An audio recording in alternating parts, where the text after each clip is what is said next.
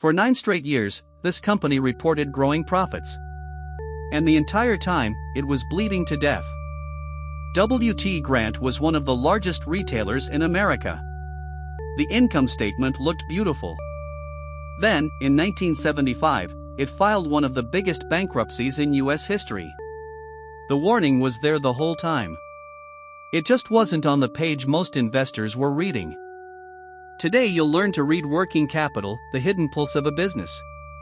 It's how W.T. Grant could look profitable while quietly running out of cash. And by the end, you'll spot the exact warning sign that separates a real business from a paper one. Here's what nobody tells you about profit. A company can report record earnings and still be running on empty. Working capital is simple. It's the money a business needs to run day to day. Current assets, cash, inventory, money customers owe you minus current liabilities, the bills you owe others. W.T. Grant sold on store credit. So every sale became a profit on the income statement, but the cash was stuck in receivables. Customers weren't paying.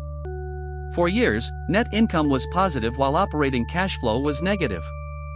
A famous 1980 study by Largay and Stickney showed it clearly. The income statement said healthy. The cash flow said dying.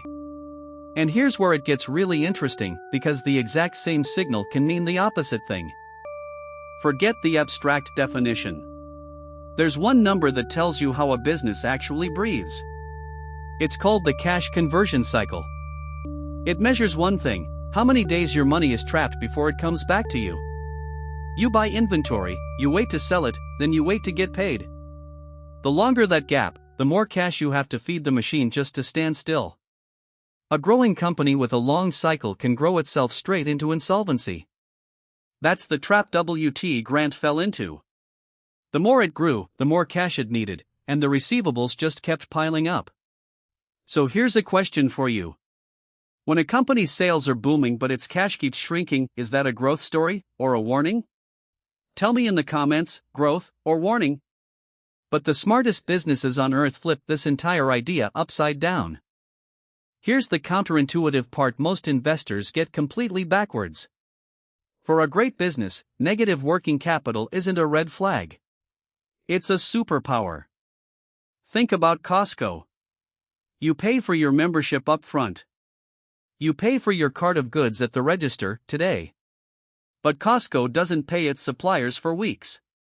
So Costco is running on its suppliers' money. Its customers and vendors are funding the business for free. That's a moat you can't see on the income statement. Amazon did the same thing.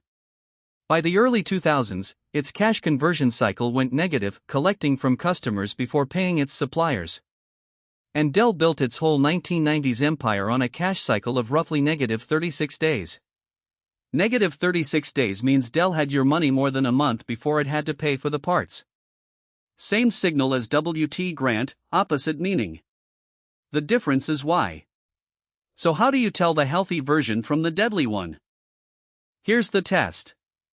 It takes 15 seconds and it's hiding in plain sight. Compare the growth of receivables and inventory against the growth of sales. If sales rise 10% but receivables jump 40%, the company is shipping product it isn't getting paid for. That gap is the crack. It means profit is being recorded, but real cash isn't showing up. That's the exact pattern that killed W.T. Grant. Remember the disclaimer here: this is educational, not financial advice, and one ratio never tells the whole story. Always do your own research. But this one habit changes how you read every company. Remember what I said at the start? A company that reports profit for 9 years and still goes bankrupt. Now you know how that happens and how to see it coming. Profit is an opinion. Cash is a fact. Working capital is where the two meet and where the truth about a business finally shows up.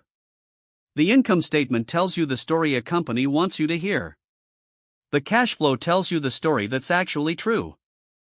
Did this flip how you think about profitable companies? Yes or no? Tell me in the comments. Tomorrow, we're breaking down the one debt ratio that predicted the 2008 collapse, and it's simpler than you'd guess.